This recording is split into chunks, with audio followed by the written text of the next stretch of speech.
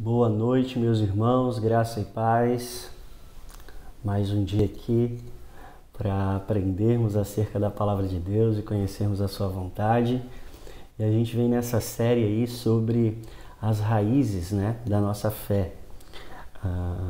Retomando aí um pouco da história, do grande legado também da Igreja Batista, mas não simplesmente isso, mas olhando para as Escrituras e compreendendo qual é e quais são aquelas doutrinas que fundamentam a nossa fé. Então eu peço que você convide aí outras pessoas, compartilhe esse vídeo aí no direct para outras pessoas, para que juntos a gente possa pensar, meditar e conhecer um pouco mais da nossa história, para que através do conhecimento da nossa história possamos compreender quem nós somos e nos alinhar de acordo com a vontade de Deus dentro do plano e da história que Ele tem traçado e Ele tem escrito aí para as nossas vidas, né?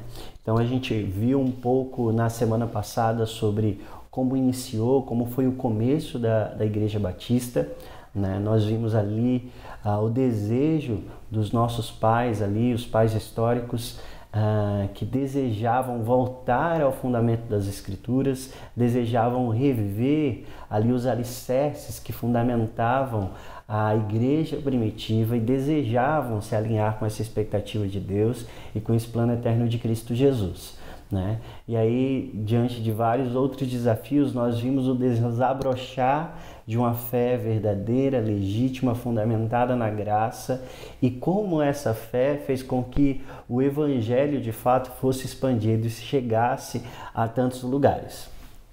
Hoje eu queria contar a história de um pastor que foi muito importante para a nossa história. O nome dele é John Gill.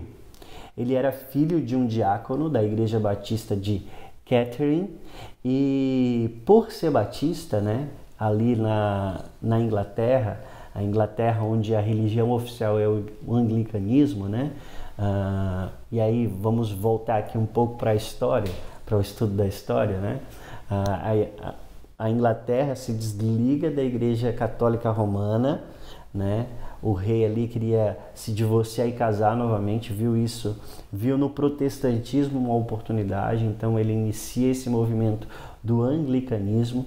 Há algumas adequações ali dentro da influência que ele tinha dentro do protestantismo, mas essa mudança, essa diferença, esse caminho de reforma, ele não foi muito longe.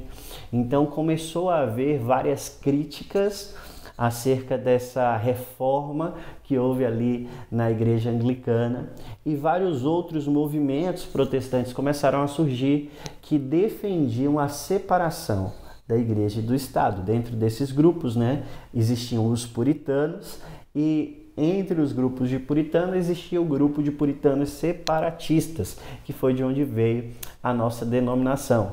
Então, quando surge ali o Batista, a Igreja Batista ali no contexto da Inglaterra, existia uma grande perseguição, porque ser batista era ir contra a religião do Estado e contra, inclusive, a religião da própria rainha, Então, existia uma certa perseguição. E foi justamente o que aconteceu com John Gill, Ele estudava, fazia parte ali, era aluno em uma escola de gramática da sua época, e os clérigos anglicanos, eles o perseguiam justamente porque ele fazia parte dessa denominação, dessa igreja que defendia a separação e a pureza, da igreja cristã, a simplicidade da igreja cristã, a volta ali para os alicerces básicos da nossa fé, tendo como figura a igreja primitiva, Depois de um tempo ele tentou inclusive entrar num seminário, estudar teologia, mas ele foi impedido também porque ele era jovem demais. Então se alegou ali que ele era muito jovem para entrar no seminário, e ele foi impedido, Então um rapaz que era perseguido na sua escola, que lhe foi negado uma formação teológica, o que é que ele poderia fazer? O que John Gill poderia fazer? Por incrível que pareça, ele não desistiu. Ele decidiu então seguir os seus estudos por conta própria. ele era um jovem diligente e aplicado nos seus estudos das Escrituras. Aos 19 anos de idade, ele já havia lido todos os principais clássicos de grego e latim, já havia estudado lógica, retórica, filosofia natural e filosofia moral, além de ter um vasto conhecimento das línguas originais, em especial a língua hebraica. Então, o que a gente percebe? Mesmo com todos os empecilhos e dificuldades, aquele jovem ele se esmerou no estudo e ele se tornou alguém muito sábio ali dentro da sua época. Inclusive, diante das suas obras, dos seus escritos e da sua desenvoltura diante da academia, ele recebeu o título de doutor da divindade sem nunca ter frequentado o seminário. Então houve ali um reconhecimento, mesmo na sua época, diante da sua grande obra, diante do seu grande empenho em estudo e aplicação à luz das Escrituras. Apesar de tudo isso, John Gill era um rapaz, e os historiadores falam que ele era um rapaz pacato e simples, refletindo aí justamente essa característica de uma igreja, de um povo que buscava a simplicidade à luz da palavra. Em 1719, ele foi ordenado em uma congregação batista próxima de Londres e continuou seu ardor intenso pelos estudos. E aí, nesse ponto, é onde algo muito importante acontece e que marca, de fato, a nossa denominação.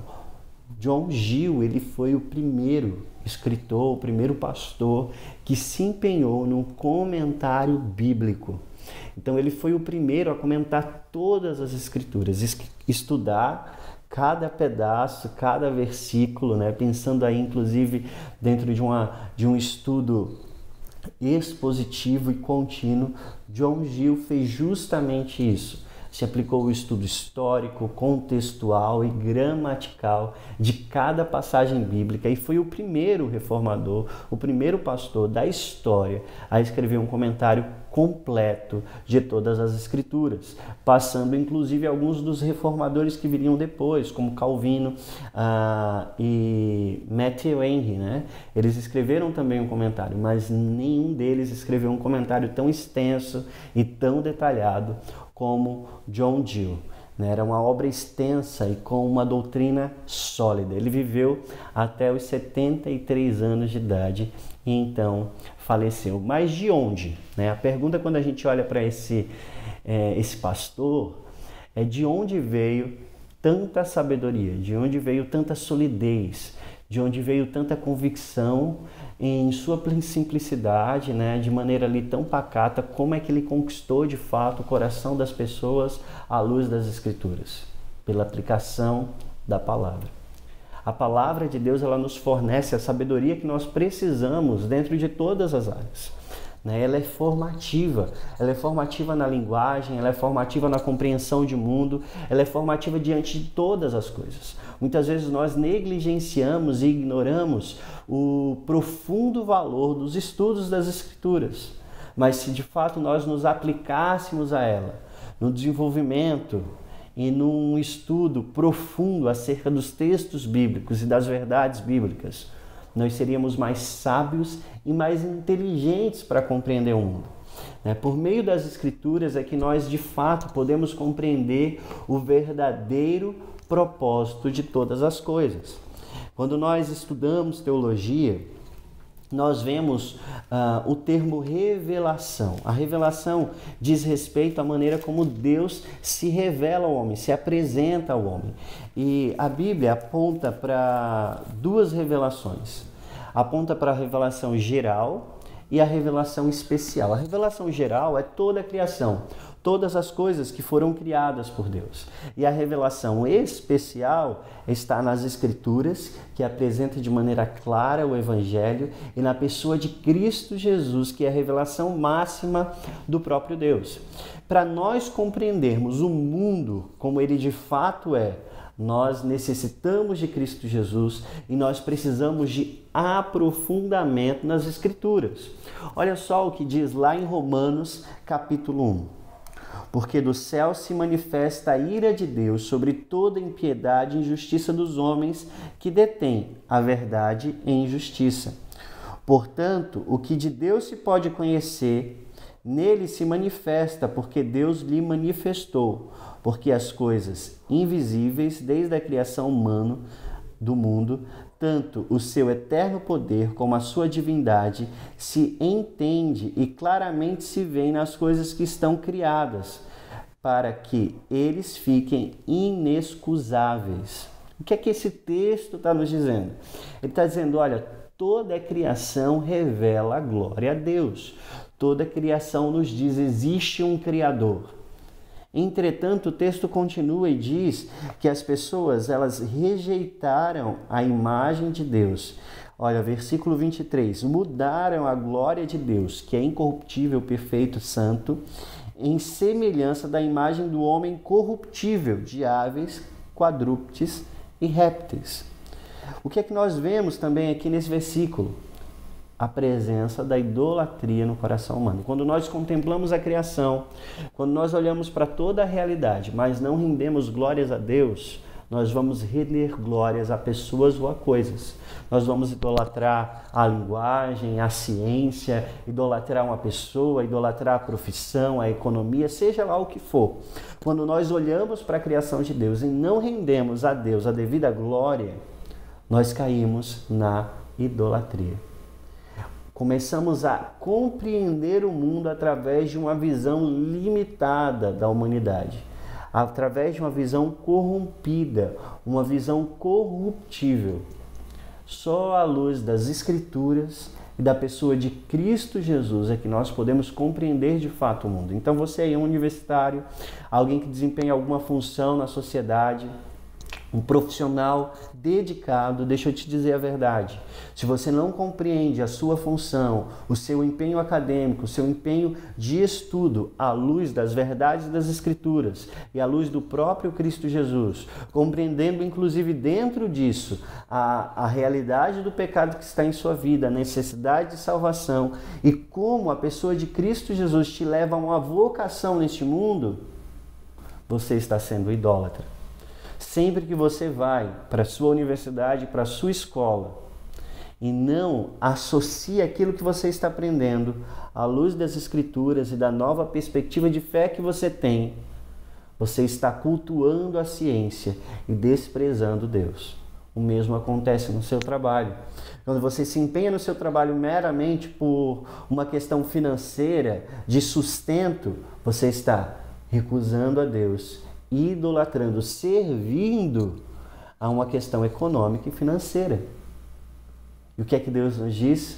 Quer comais, quer bebais ou façais qualquer outra coisa, façais para a glória de Deus. Você que trabalha, trabalhe como para Deus e não como para homens. As Escrituras nos ensinam que todas as coisas que fazemos para serem feitas de maneira que agrade a Deus, precisa ser feita através e a partir de uma perspectiva de fé. Então, se a Escritura nos possibilita conhecer a verdade acerca de todas as coisas, de fato o propósito de todas as coisas, de maneira tão especial, nós precisamos entender também que as Escrituras nos dá todo o conhecimento que nós precisamos acerca da salvação. Então a gente está pensando aqui num mundo mais inteligível, né? O desenvolvimento intelectual, a capacitação para a realização do trabalho e assim por diante, mas não simplesmente para a vida comum aqui na Terra, mas Deus, através da sua palavra, também nos conduz à salvação e à santificação. Na Confissão de Fé Batista de 1689, se diz assim, que as Sagradas Escrituras são a única, suficiente, correta, infalível regra de todo conhecimento, fé e obediência salvíficos. Anota aí. As Sagradas Escrituras são a única, suficiente, correta e infalível regra de todo conhecimento, fé e obediência salvífico. Não existe outro livro. A Bíblia é o único livro. Nós precisamos rejeitar qualquer outro documento que se coloque como verdade de Deus. É isso, inclusive, que nos difere das seitas, daquilo que nós chamamos seitas. Um dos pontos que nós utilizamos para identificar uma seita é qualquer religião que se baseie em outro documento como verdade de Deus que não seja a Bíblia. E aí você já começa a pensar, talvez, em algumas denominações, em algumas religiões que apresentam não apenas a Bíblia como caminho para o conhecimento da verdade de Deus. Olha o que diz lá em Gálatas capítulo 1, versículo 8 e 9. Mas ainda que nós mesmos ou um anjo do céu vos anuncie outro evangelho, além daquele que já foi anunciado, que ele seja anátema. Anátema é seja amaldiçoado. Amaldiçoe todo aquele que apresenta um outro evangelho, uma outra doutrina, um outro conceito que já não esteja estabelecida nas Escrituras. Olha o que diz lá em João, 2 João, capítulo 1, versículo 9. Todo aquele que não permanece no ensino de Cristo Jesus, mas vai para além dele, não tem Deus. Quem permanece no ensino tem o Pai e também o Filho. Romanos 10, 17. Consequentemente, a fé vem por ouvir a mensagem, e a mensagem é ouvida mediante a palavra de Deus. Não existe outro caminho, não existe outro livro, não existe outro documento que seja a palavra de Deus, que seja infalível, que seja perfeita, que seja correta, além das Escrituras. E é nela que nós precisamos nos fundamentar sempre. Observe, né, esse texto de Romanos 10, 17 é muito conhecido por nós. A fé vem pelo ouvir, e muitos dizem, e ouvir a palavra de Deus. Mas o que ele está dizendo aqui, a mensagem ouvida através da palavra de Deus. A fé não vem por ouvir a palavra de Deus, mas o ouvir a mensagem vem por intermédio da palavra de Deus. É ela que contém a mensagem de salvação e de transformação para o homem. Não existe outro livro. As Escrituras é suficiente para moldar a nossa vida e nos conduzir de acordo com a vontade de Deus. Não necessitamos de nada mais, né? Hebreus 4,12 nos diz, pois a palavra de Deus é viva e eficaz. É mais afiada do que qualquer espada de 2 gumes. Ela penetra até o ponto de dividir alma e espírito juntas e medulas, e julga os pensamentos e as intenções do coração. Ela é viva, é sempre atual, sempre presente. Ela vai exatamente no ponto correto e ela é eficaz para transformar o nosso coração e a nossa vida. Nós temos aí alguns paliativos, né? Algumas pessoas procuram terapia, procuram psicólogos, têm remédios, né? Não estou desprezando o conhecimento e aquilo que é desenvolvido através das pesquisas, mas nós precisamos saber que o problema do homem não está necessariamente e unicamente no seu físico. O problema humano está no coração. Então eu buscar todos esses mecanismos podem ser bons, podem me ajudar diante de todo o processo, mas eles vão ser paliativos. Nós precisamos resolver o problema. Né? Todos essas buscas, né? Esses recursos, eles podem servir como um anestésico diante do problema. Né? A gente toma uma anestesia para fazer uma cirurgia, mas a anestesia ela não resolve o problema, ela mascara o problema para que o problema de fato seja tratado. Então nós precisamos estar atentos a isso. Quem é que trata o coração e a alma humana? Quem é que pode nos conduzir a vencer os nossos medos, a vencer os nossos temores, a vencer as nossas tristezas, as angústias que estão dentro do nosso coração? A palavra de Deus. A palavra de Deus ela é eficaz em ir no íntimo do nosso coração, dividir as nossas intenções, dividir as nossas motivações e nos mostrar o que de fato está ali dentro e o que é que precisa ser tirado, precisa ser alinhado à luz da vontade de Deus. Então, a palavra é o único livro que nós precisamos para nos conduzir à salvação. É ele que tem a mensagem, não existe nenhum outro que seja perfeito. E ela é eficaz para resolver o nosso problema espiritual, o nosso problema de alma, o problema do nosso coração. Também ela é correta e infalível em todos esses aspectos.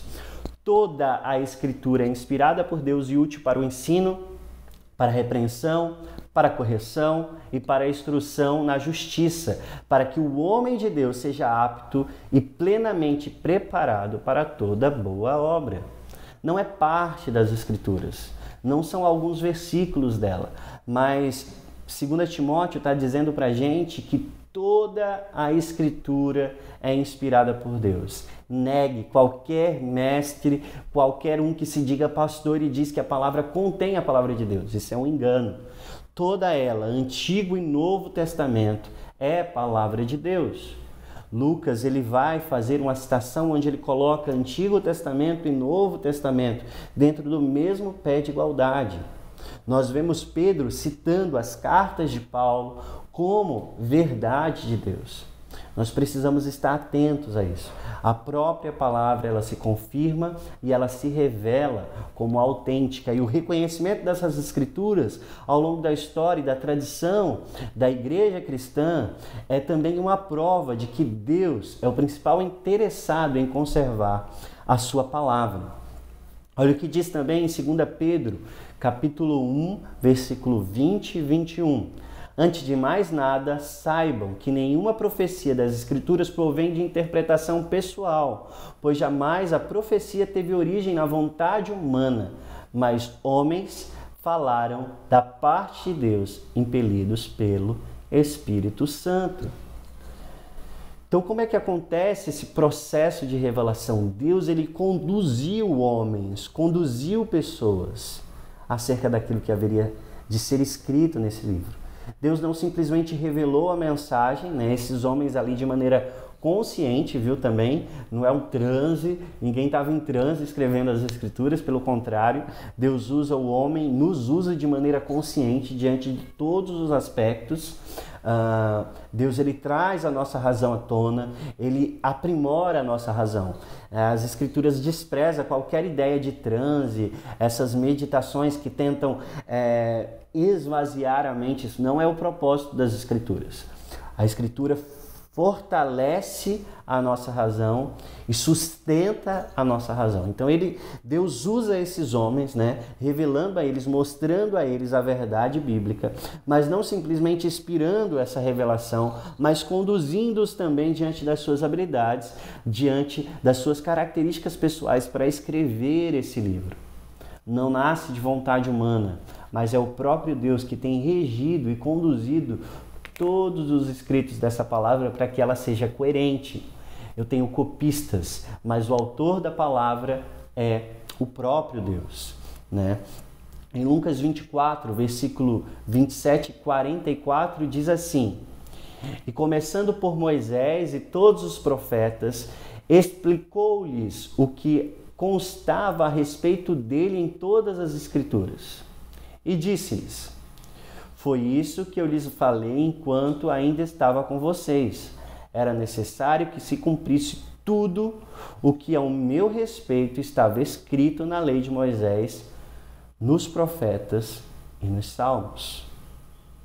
Esse texto é Cristo Jesus se dirigindo aos apóstolos, se dirigindo aos seus discípulos depois da ressurreição e dizendo: olha, toda palavra desde Gênesis aponta para mim. A Bíblia toda conta uma única história, a história de salvação de Cristo Jesus, de como Deus envia o seu Filho amado para nos salvar. Mesmo no Antigo Testamento, nós podemos ver a pessoa de Cristo Jesus se revelando em cada palavra, dentro da vontade de Deus. E no Novo Testamento, né, aquilo que talvez ali estava oculto, era mistério, se revela a nós e nós podemos compreender como a luz de Cristo Jesus de fato, nós podemos compreender as Escrituras e compreender a vontade do próprio Deus. Só em submissão a Cristo compreendemos o mundo criado e sustentado por Ele. Só em submissão a Cristo alcançamos a salvação conquistada por Ele na cruz. Só em Cristo Jesus nós somos capacitados para as boas obras. Essa mesma palavra que formou esse grande homem de Deus, John Gill, também forma cada um de nós, à medida que nós nos empenhamos nos estudos das Escrituras e dependemos de Cristo Jesus, da ação do seu Santo Espírito, para trazer à nossa mente e ao nosso coração a sua vontade. Que o seu amor pelas Escrituras possa crescer cada dia mais e que nós possamos ser conduzidos a ser homens e mulheres sábias à luz das santas palavras de Deus. Vamos orar. Pai, eu te agradeço pelo teu amor, pela tua graça, te agradeço por mais essa meditação, te agradeço pelas histórias dos grandes homens, Senhor, que te serviram, grande nuvem de testemunha que está ao nosso redor, nos conduzindo também a viver por fé, nos conduzindo, Senhor, a amar a tua palavra e nos aplicarmos ao estudo dela. Que assim seja, que cada um de nós possamos nos debruçar à luz das Sagradas Escrituras para compreender a tua vontade, para compreender a tua verdade, para compreender quem somos, o nosso propósito nesse mundo e como nós podemos te agradar cada vez mais. Em nome do teu Filho Jesus Cristo, eu te agradeço. Amém. Amém, meus irmãos. Um grande abraço e mais uma vez, se você tem alguma dúvida dessa série que a gente tem feito, você manda aí sua mensagem ou no Facebook, ou no Instagram, ou no YouTube, e eu vou tentar fazer o máximo para responder as perguntas. Se não souber, a gente pesquisa e a gente traz a resposta para você. Um grande abraço e que Deus nos abençoe.